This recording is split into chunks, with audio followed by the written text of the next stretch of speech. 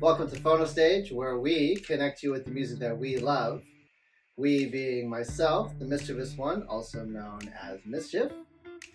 And myself being the brown bandit, or the brownest one of them all. Welcome to Phono Stage. The theme that we are covering on this, our inaugural 25th episode. Yes, Mischief. We're getting back to one of our favorites and one of y'all's favorites out there unknowingly. We call it On Repeat. This is volume 6 of On Repeat. And I say it's y'all's favorites unknowingly because it's about stuff that we have on repeat. Yes. And that you may want on repeat. You have your own on repeats. We're going to add to those lists today. That's why I'm feeling like Hopefully. This is a great run of tracks, man. They really are. This is a great run of tracks. So I'm gonna get going. Sure. The song I'm gonna cover today is an instrumental. Apparently, this was almost a focus theme, because 2 of my 3 tracks today are instrumentals. Okay. You have to think about that for a second, eh? I was wondering what the focus theme was. Well, the focus theme would have been instrumentals. Yeah. Naturally. Naturally, sir. The list of focus themes that I just have sitting is ridiculous. Some of them are so stupid. I'll be in the middle of my day. And Exactly. yacht rock. I don't know. Whatever. Yeah. Today I'm going to be covering a song called "A Moment." The number 4 for jazz. "A Moment for Jazz" is by a gentleman named Larry Lovestein, and his band is the Velvet Revival. Now, he is otherwise known as Malcolm James McCormick, and we all know him as Mac Miller. The Velvet Revival is also all Mac Miller as well. He plays all the instruments on this song and on the album. So he was born January 19th, 1992, and left us in the world on September 7th, 2018. He was an American rapper, singer, songwriter, and record producer.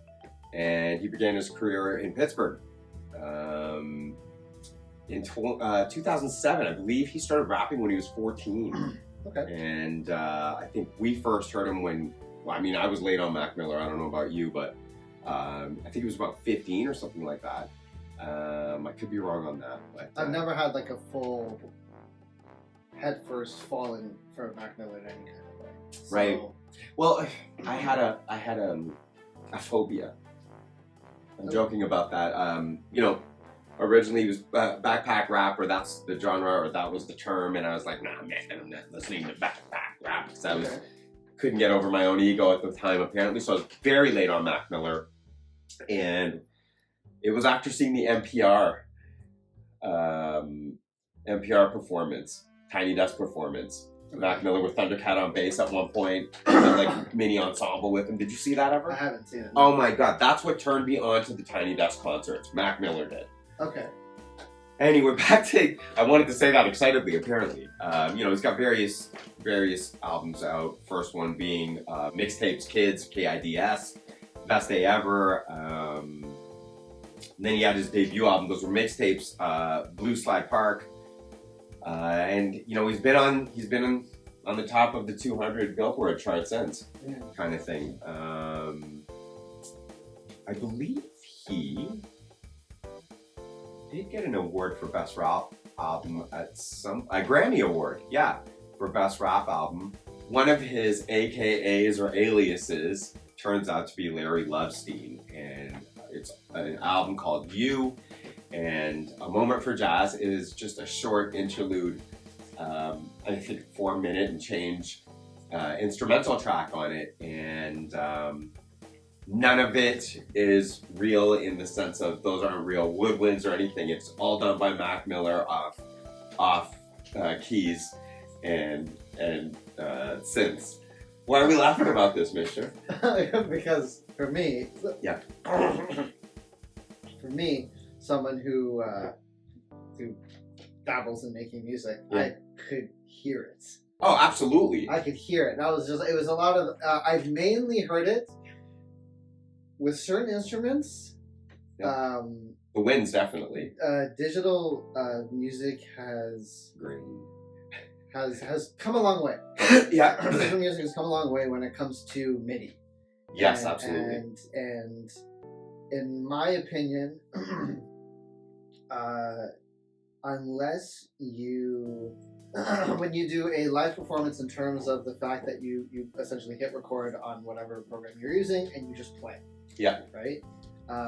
Maybe you set some kind of auto quantizing so it puts everything kind of to time. Yeah. But for the most part, unless you play live, you're not going to get the delicate touches or strength touches on the keys. Yeah, it's all timed. It's right, rather than flowing. And but what someone could also do is literally just click. So instead of you could click on where you want all the notes, change all the velocities and all that, and do everything manually. Mm-hmm. The place I caught onto it first was the snare. The snare never changed. The sound of the snare never changed. Okay. Right? It was the same noise over and over and over again. And there's a lot of subtleties within like middle to end edge of the snare. So to start off, what I gotta say about the song quickly. First off, there's so much to sample. Oh yeah. So much to sample with. I actually thought about sampling it before we did this to literally like, hey, check it out, whatever. Yeah. But I just never had the time to get to it. The drums start off simple and then become more complex as the song progresses. And I love drums. But as the drums became more complex and the snare was getting hit more and more, I caught on real quick that it was like, oh, it's literally the same noise over and over and over again. There's no variance. Yeah, there's no like, I don't want to say there's no authenticity to it, because I've worked with somebody who actually played drums. We recorded the drums, but we remade everything using MIDI. Okay. So it was still his performance, but it wasn't the actual recording. Yeah. So that was the first thing I caught on to, and then that's when I started listening to all the other instruments, and I was just like, so like this whole thing is MIDI. Never clued into who it was. Right. I didn't know until I didn't clue into who it was. So now everything kind of makes sense. I legit thought it was a straight up jazz song, but then I was just like, but everything sounds so like MIDI. And I was just like, this is so weird. But now everything makes sense. But yeah, there's even the stand-up bass. The stand-up bass, I thought, stand-up bass sound, I thought was a real stand-up bass. The bass was close. For me, it really was the wind instruments that I was like, okay. But it's a great song. It was a lot of fun to listen to. To add, this was kind of his first recorded to the masses, kind of his experimenting with jazz, and it's only 5. It's a 5-track EP. Yeah. As much as I know that it was all digital, my mind didn't even judge that. I enjoyed it, right? And I thought the recording of it was good. Where my mind went was like, I want to see this played live. Yeah. That's the kind of like, that was the thought, like this would sound amazing with a bunch of winds and a bunch of brass, and that's where my mind went for it. And not much to say, not much to say lyrically because there's no lyrics. Just a really cool, laid back interlude on the album. Mm-hmm. You know, it's coming along. Hey, wait a minute. I'm over for jazz. Let's just ease off for a second and enjoy. Sit back and relax and enjoy. And it's romantic, and it builds and eases off, comes down again, builds and eases off. It's just so laid back, loungy. And it goes in conjunction with this. Miller is stated as saying, I've kind of always had this random fantasy of being a 70-year-old lounge jazz singer. And I get it, because the Brown Bandit, if I had the opportunity, dude, I'd be singing White Wedding and like double jazz standard in some lounge in Vegas.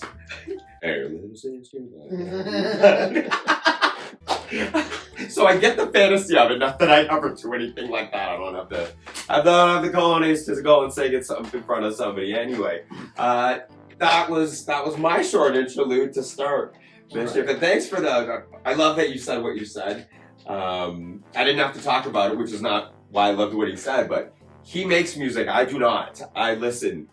I'm the taster in the room. Some people call them producers. What? Over the weekend, it has been dubbed that my now producer name is Tasty. Just sharing that with you guys. I didn't dub myself that. That was dubbed upon me. So thank you for the tastiness. What's your first track, Mister? Okay. So for my first track, I have a song by Victoria Monet and Bryson Tiller. And the song is called "We Might Be Falling in Love." Now this is a duet version of the song, which is a Spotify single. What does that mean? What does that mean, Spotify single? So as far as I can tell, and I've come across a lot of this as I am someone who uses Spotify regularly, there's I think they have like their own recordings. Oh, their own sessions. Yeah, I remember that. They used to have the Spotify, but there was live sessions. I've heard some live sessions. I've heard some covers and stuff like that. Yep. This is a duet. And Monet, she's an American R&B and pop singer and songwriter. And Tiller is an American singer, songwriter, and rapper. Now, "We Might Be Falling in Love." The version I'm going to be talking about today is the version I'm talking about today is the duet. The original was actually an interlude. Okay, back to interludes. That's why when you kept saying it, I was just like, I was like, I don't think he realizes. But yeah, so "We Might Be Falling in Love" originally was recorded as like a 40-50 second interlude. Oh. That was it, give or take, off of Monet's 2020 album Jaguar. Later that year, an orchestra version of the song was released off of an album called A Jaguar Christmas, the orchestral arrangements, which was created alongside other American musicians, songwriters, and producers such as Maurice Piranha Head Hurd, Jamil M. Pierre, and Ernest D. Mile Emile II. That was a mouthful. It was. Now, the real only difference is between the interlude and the duet is Tiller's performance in it. The interlude being, 40-50 seconds long. This, with Tiller's performance added, it really is only 1 minute and 30 seconds. So this is another one of those damn songs that are so good that you want to be longer. But here's another thing, though. Here's another thing. Oh. Bad. That was well brought up. That I wasn't. So stupid. You're right, I wasn't. So we've come across songs like this before, where they're so good, and there's just everything about it is perfect, but it's just so damn short, and we wish it was a little bit longer. Monet's and Tiller's verses are exactly the same. I think there might be like a one-word difference between the two, but essentially they are the exact same. So, would I really want this song to be longer, knowing that the verse has just been said twice? Yes, because I'd want them to sing it together for a third verse. I would want a bridge.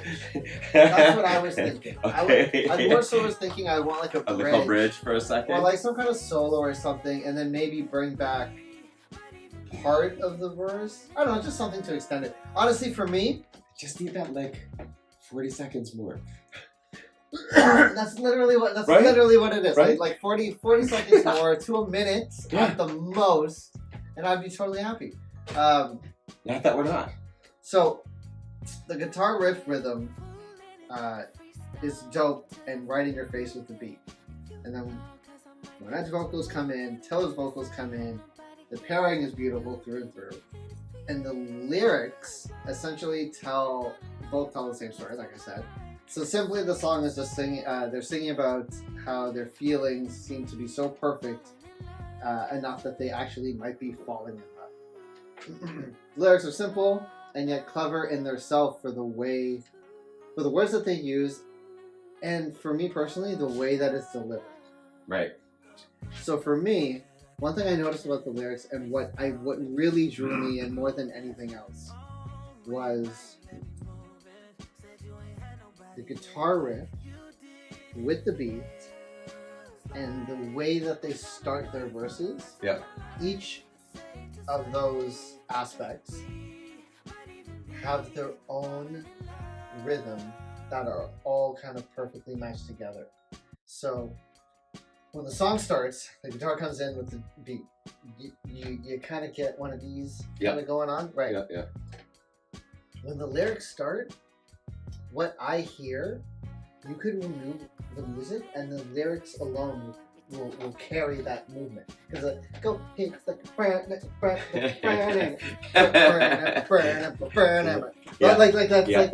that's obviously I'm good. Like I'll tell you guys the lyrics. I'm just like that is like that. Yeah. Like that's what it's in does. That sits in that little hopped up pocket. Yeah, right? So lyrics go like go ahead and act a fool with it. Freestyling with me until you find your groove in it. U-Haul, cause I might let you move in it. Cause I ain't had nobody hit it like you hit it. But then this part, because the notes are that's his Tinder line. Shut up. Let them see it. I mean, let's see it. Well, they can decide. I wish that for you. But then when the last two lines come in, and it feels like I'm gonna know you for the rest of my life, that rhythm disappears, right? Yeah. That rhythm and it goes back to flowing. And it goes back to flowing, right? But the first four lines have their own rhythm to it. With the drums and the guitar, everything is selected. Yeah. And then you hit repeat. Or you hit rewind. Yes. Because the song is too damn short. Hit it at the right time and the song will start right when the beat ends. And the rhythm will continue. I've said this about stuff before to you. I don't know if I've said that on camera, but I've said this to you in private. Like, there's certain tracks that are just so throwback sounding to me, to a certain time period for me. This track has that nostalgic feel. And for me, it's that acid jazz-esque feeling from like 99 to 2002 for me. I don't know, Incognito, Brand New Heavies kind of, it's the feeling more so than the style. She sounds like her. Yeah. I just wanted to add that it just gave me such a nostalgic feel, and it was like rewind. What I haven't said to you is this is the song I listened to, like once you sent me the list again with just our songs that we're covering, I kept on going back to this one because I've listened to mine, right? Yeah. So I was like, repeat. Yeah. Rewind. Yeah. That's all I wanted to say about that. It's such a beautiful, I feel like it's something out of my youth. That's the feeling it gave me. Yeah. Romanticized, kind of out of my youth. Yeah, that's perfect. That's a perfect way to describe it. Thanks. My next track I'm going to cover is by Yussef Days. Some of you may have heard of him. He's a staple of the South London contemporary jazz scene. He's a composer and an English drummer, just in the forefront of that new school jazz scene right now. I've seen him appear on different albums or just as a session drummer maybe. And then he did that one album with Misch. And I'm gonna pull it out right now. He's on this album. It's called What Kind of Music? Oh yeah. Yeah, so it's Misch with Yussef Days, and so Yussef is on drums and Tom's on bass. Rocco Palladino is also on this. What's Dad's name again? His dad's a famous bass player. Yeah, that's the song I know. Lift Off. That's the song I know off the top. Oh, really? Yeah. Oh no, for me it's Knight Rider. Because of Freddie Gibbs is on that. Right. Anyway, that's not what I'm covering, but I just wanted to let you guys know. Perhaps check that out too. I don't want to say that's his first. It's not. It's Tom Misch's album, I believe, that Yussef Days is on, or it's both of them. But the song Rust is the song I'm going to be covering by Yussef today. And it's off his solo debut album. With Tom as well. With Tom as well. So he was born in East London in '93, and his mother passed away at quite young. His dad's a Jamaican Rastafarian, Jah Rastafari, and he played bass guitar. So it was kind of, he had that musical background already, kind of thing. He's also the youngest of 4 brothers, Ahmad, Jamal, and Kareem. They were all taught piano. And he was given his first drum kit when he was 4. That's how, when you hear about, like, a lot of the time who's excellent at what they do, they started then. Yeah. And he grew up performing with his brothers at around, out in public at around 10 years old. Stayed with his grandparents in Bath to attend the university. Initially, he took a lot of inspiration from his dad's reggae collection, his dad playing reggae and a lot of jazz, right? And his mom had a love of country music, as well as the Beatles. And then his brother, again, the musical background and influences, right? His brother was a jungle producer, drum and bass, jungle, that kind of stuff. Back to Rust. Rust was the first song that very much caught my eye off this album. And I actually didn't hear, there was a 2 EP digital release first and a video made for Rust. And I don't know if there was a video for Black Classical Music, but it was released as just 2 digitally. And then the album came out a couple months later. So Rust, oh my God, what this was my track of the year for last year. Okay. This is the track I played the most. There's rewind, rewind, rewind. And it's long enough, but that doesn't matter. Yeah. You know what, Misch, you kind of said this about A Moment for Jazz where it's like this. It just rides, right? This is the same thing. It builds for a second, but then rides again. Right? Goes back to that bass line, man. Yeah, it's the bass line. And then it's the bass line that carries the song. Absolutely. Yes. What was written about it here? A tightly sewn soundtrack to the city at night, and bubbles but never boils. That's bang on. Yeah. Right? Yeah. You're hypey listening to this. You're air drumming. You're air bassing. When the soul singers come in the background. It's just a very uplifting song, but it doesn't go past this little, climax. Yeah. It's just right here. It rides, it rides, it rides. Beautiful track. I just want to add, lastly, I've read this and I really agree with it as well. The carefully crafted drumming, a hallmark of Day's contributions to the UK jazz scene, weaves an intricate tapestry of sound. Subtle tom accents add intrigue, while well-executed fills strike a delicate balance between restraint and expression. That last bit especially, that goes back to the bubbles but never boils thing. There's so much restraint there, because I could hear other drummers just going off, man. It's so beautifully done. I loved how that was put.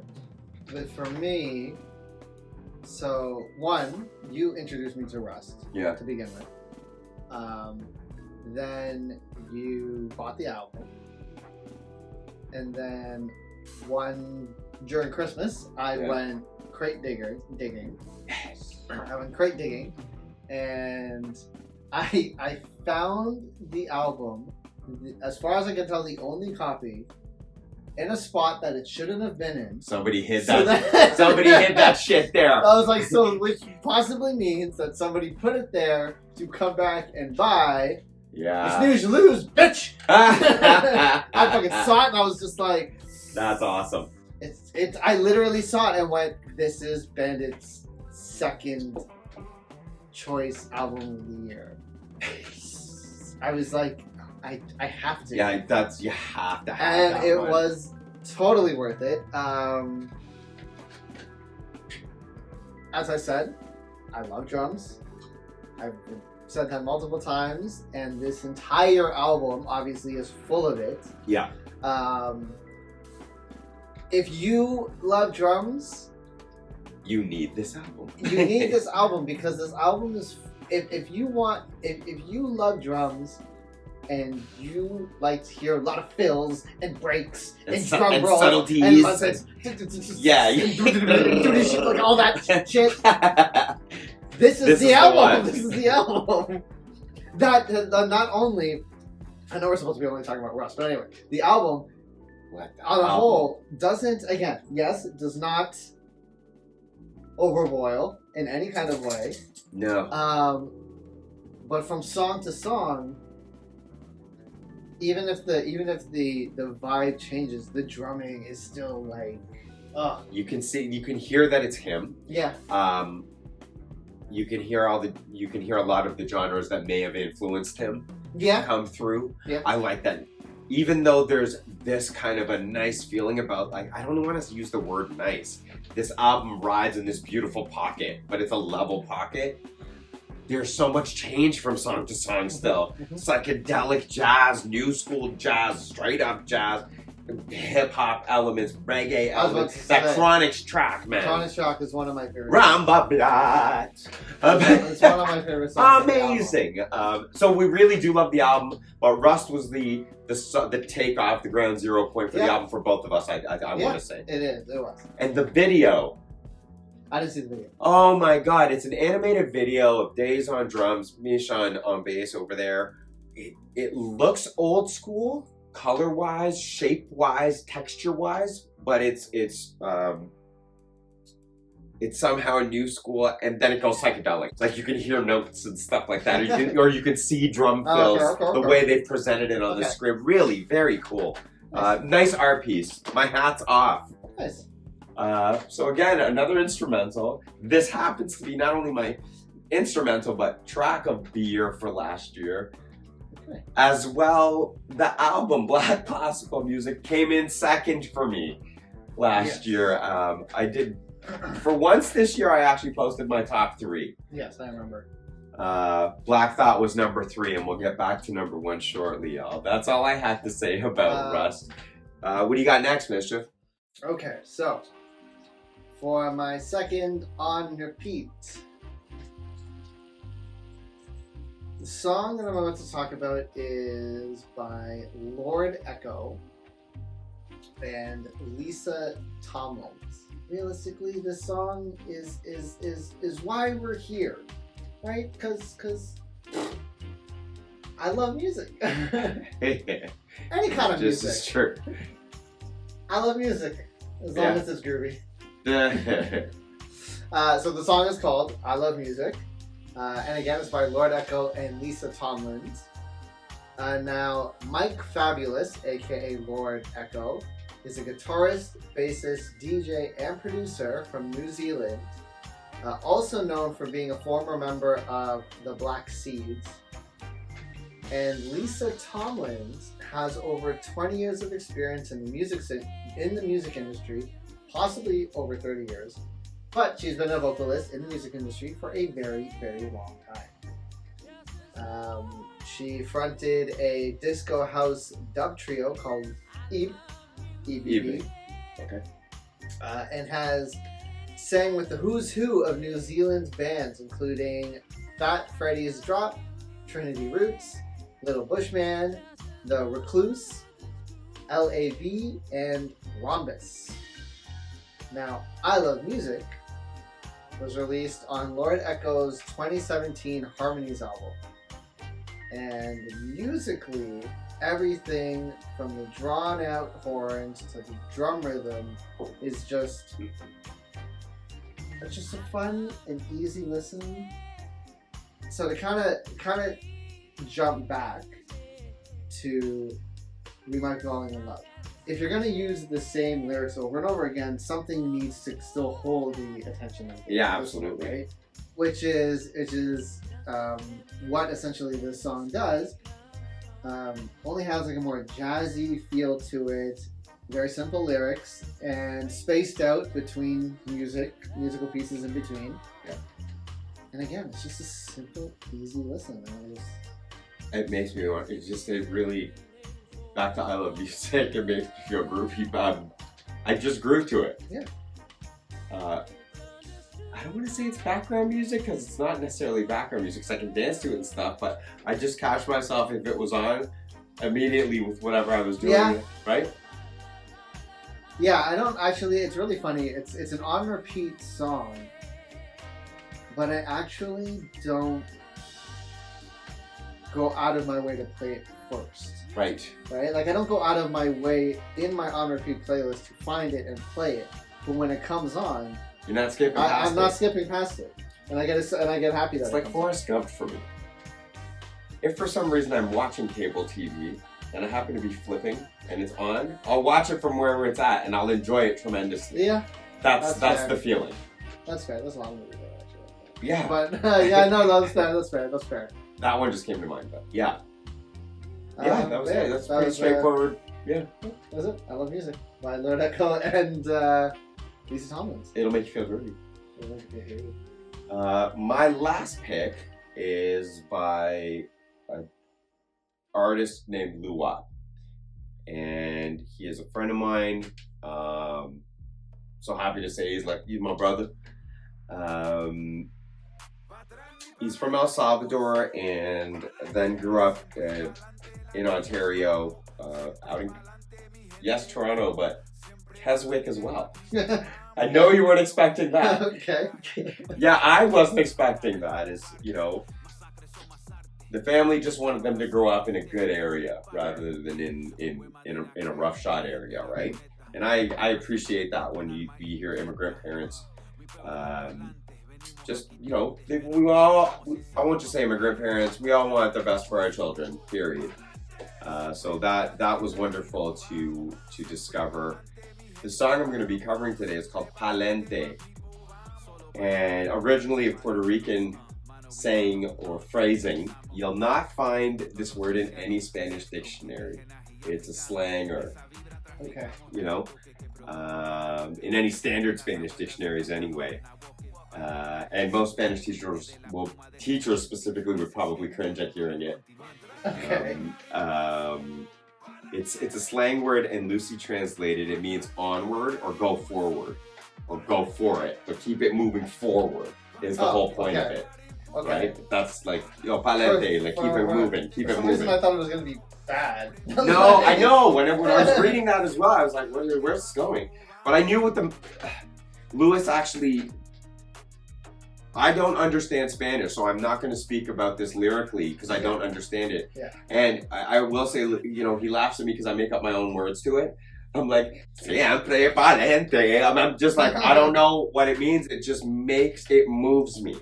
Okay, yeah. Before I knew that palente means keep it moving forward, it moved me in a way like, okay. It hits me, I know more than it hit you kind of thing. It's not necessarily my genre either, but this moved me. Yes, he's my friend. Yes, I know how much work he put into this, so that has something to do with it. But man, this is produced so well. The producer's name is David Ariza, and I had the chance to meet him too. What a wonderful man, and what a talented duo as well. There's Checo 7 on the album, which is called Frijoles, and I'll get back to Palente, but the album in and of itself was Louwop's and is Louwop's offering to his culture. Let me rewind by saying originally the album was going to be called Palente, and then he changed it to Frijoles in the act of making this album because it was his offering. La Ofrenda is the album's name. Frijoles was the first track off of it. That was my mistake. Sorry out there. You know what? Let's show them. You want to dig in that, the third album in the middle there? Yeah, that blue one there. This is the album. I try to get my stuff on wax. Again, we can pull out the other album and show them that too. That's La Ofrenda, rather, by Louwop, and mine signed Cool.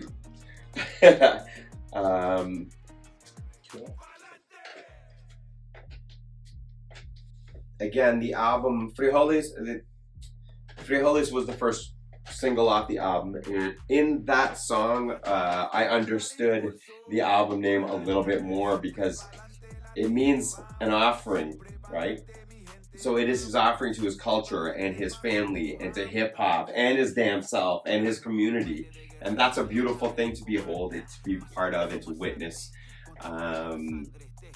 So some stuff that's been said about Lewis or written up about him, as well as you could check out his website at louwop.ca.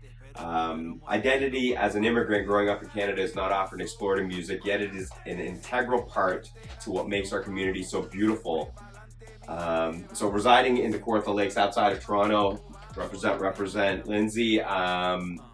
Louwop has given us a chance to share his story as an entrepreneur, and I'll get back to that with an independent cafe serving Salvadorian coffee. It's called Northward Coffee as well. There's another side called Fresh Fuel. Yeah, there's my plug. We go there almost every day because my man pulls a good shot of espresso. He's also a founding member of Los Poetas, which had nationwide fame some years back with the Soul Salseros as the band, and I got to see them live, and what a performance. And they came up on a grassroots DIY level, like you hear about, yo man, I sold my CD out the trunk. I sold 500 CDs out the trunk. I'm not saying Lewis did that necessarily, or the Soul Salseros, or Los Poetas, but that was the kind of feeling to them getting out there, and again had some nationwide acclaim. And his lyrics are drawn from his own experience. He's fueled with a desire to fulfill and celebrate his Latinx heritage. What does it say here? Driven by passion for hip hop and empowered by his community. And he bridges the gap between first and second generation migrants of all backgrounds. And I get that, man. Our families are migrants as well, and immigrants, right?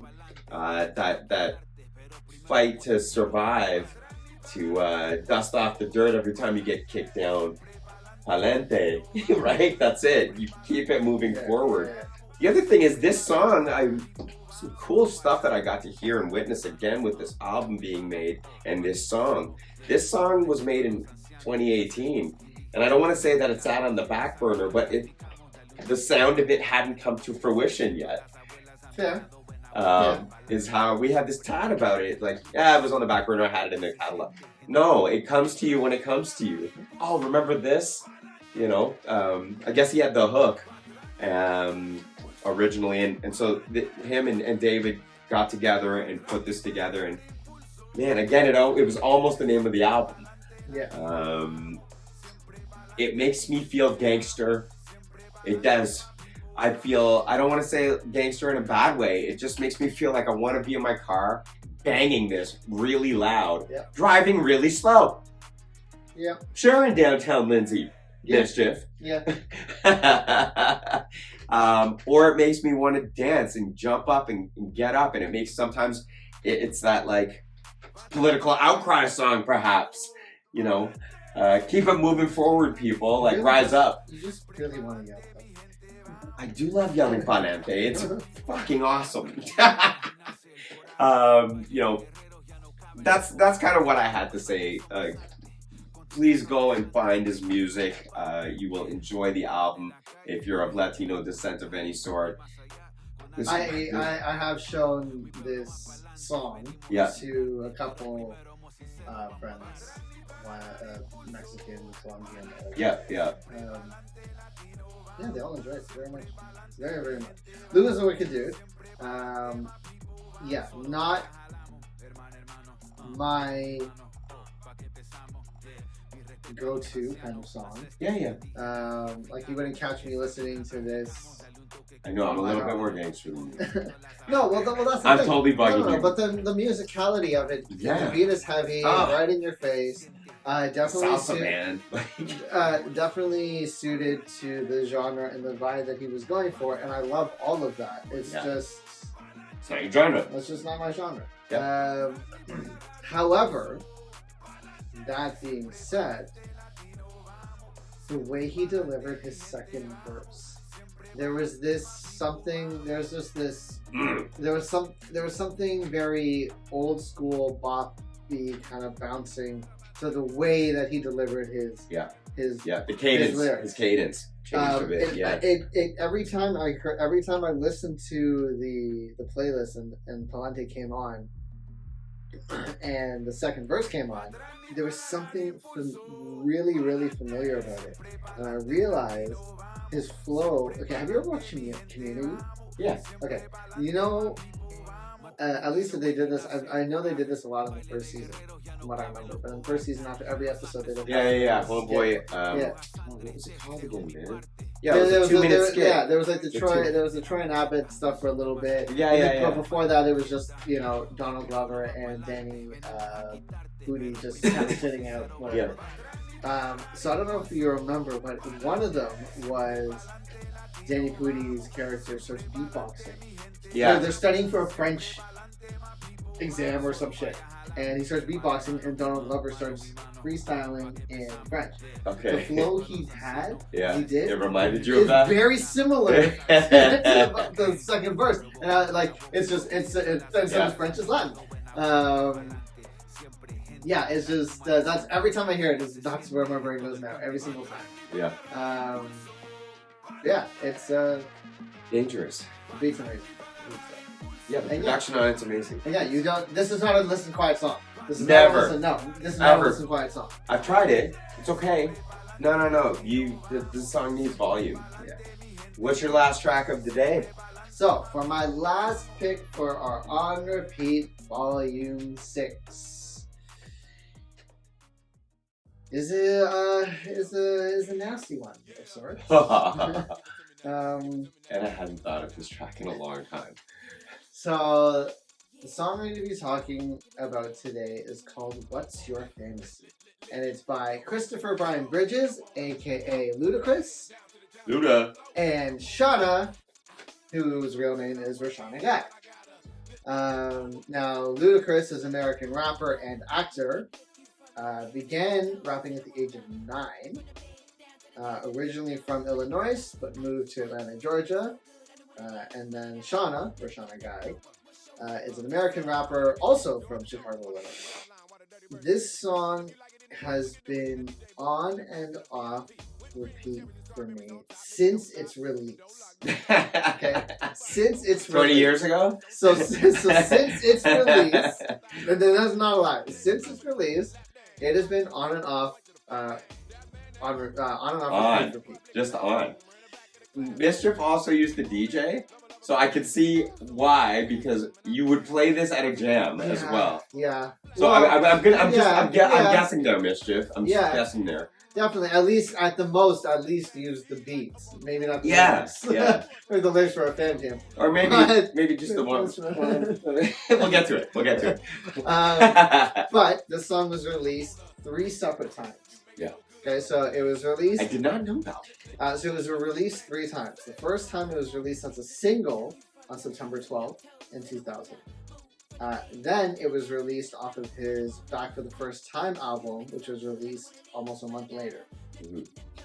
But it was released for the first time on his independent album called Incognito, which was released the year earlier. Okay. Well, I add, it's funny that you said, not funny, it's interesting that you said, Lante isn't your go-to genre. Luda has never been my go-to rap to listen to ever. Okay, fair enough. But when I hear it, I'm banging. Yeah, that's fair. For me, Ludacris was the artist. I'm a very animated person, or can be. Yeah. So when it comes to rap specifically, or hip hop and rapping in general, I very much connect with artists who put a lot of personality in their delivery. Which is why I love Missy Elliott so much, that I mentioned. Like, she was up there as one of my top female rappers. Because there's a lot of personality. And then just a lot of, foolishness going on in the background. Like weird things that she says, or blah, blah, blah. And Ludacris does the same shit. Yeah. Right? It's a lot of just like random little lyrics are usually funny and clever. It's party rap. It is. It's party rap, Right. and again, very, very well written. Well, his delivery is amazing. Yes. And his cadence is fun. Just at the time when Luda was like really at the forefront of popularity, Yeah. You know, club bangers, that kind of stuff is when that happened at my clubbing years kind of thing. I was listening to other hip hop. Yeah. Right? But in the mix of all that, you would randomly give. Yeah, because if you go to the club, you're gonna hear Luda. Yeah, of course. You And know? not the, and in his peak, he was popping out fucking albums. Absolutely, yeah. Yeah. Oh, Samir had my brother's name was Samir. Samir had all of them. He loved Luda as well. Yeah. Lyrically, this is my jam. Yeah.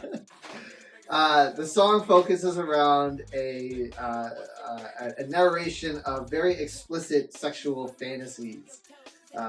Talks about a lot of different types of fantasies, which are more on the socially acceptable side These days. These days. So please share with us. Share some lyrics. With the fact of this song being on and off repeat for me is the lyrics are a big part of that because I don't care for the chorus anymore. Right. Like I hear the chorus and the beat is great. Yeah. The chorus I don't care for anymore. It's the verses. The verses are so good, and I get like they're just so clever and so well put together.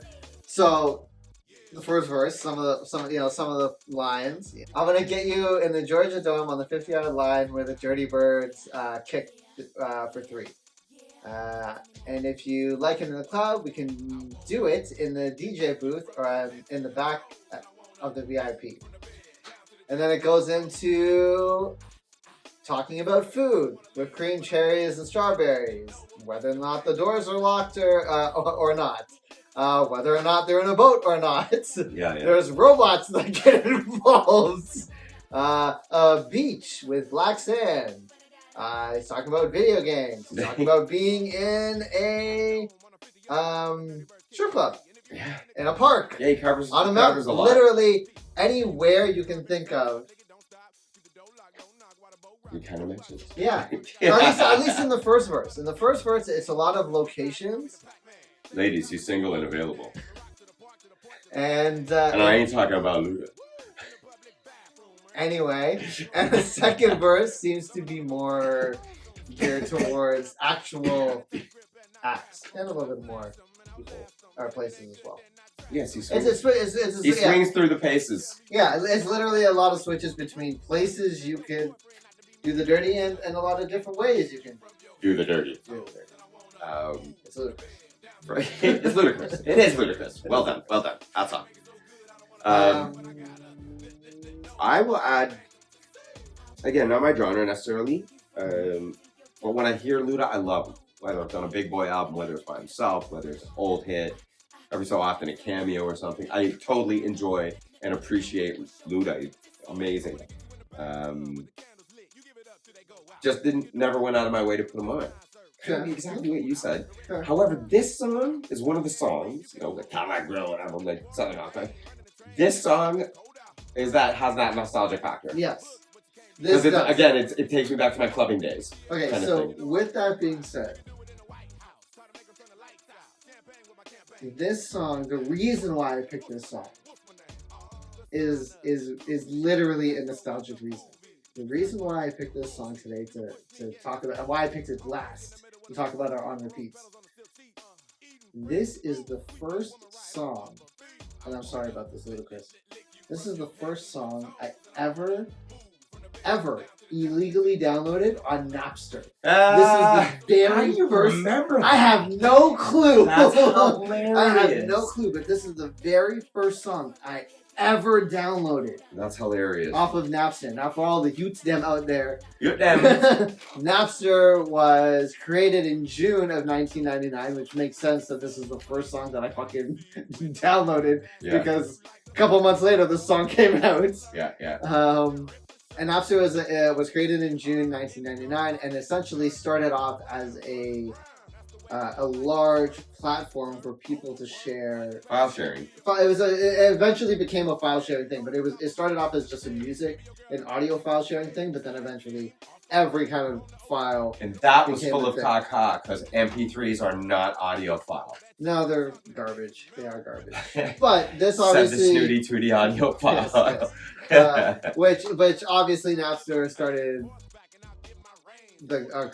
causing a lot of copyright infringement. You don't say. And all that stuff, which makes sense, you know. Because again, this illegally downloading. Sorry, again, Metallica, sorry. but it is also the reason I did not listen to Metallica for like 15 to 20 years. Because they are the ones that brought down Napster. But yeah, this song, did its rounds. It was number 19 on the official singles charts. Peaked at 21 on the Billboard Hot 100. Went certified platinum. And is number 58 on VH1's 100 Greatest Hip Hop Songs.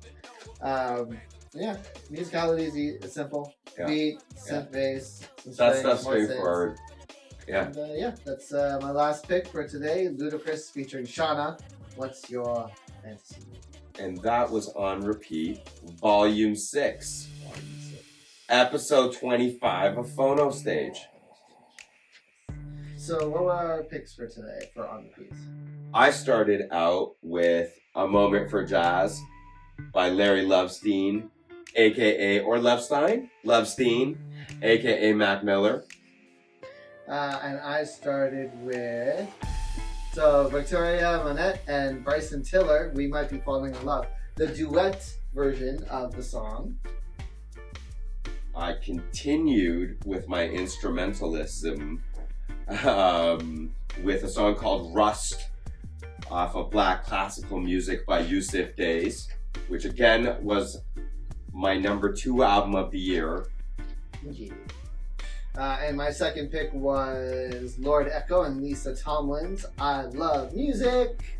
And I ended mine with Louwop, Lante off of La Ofrenda, which was also my album of the year, the album that I played most. And I failed to mention that when I was talking about the song earlier.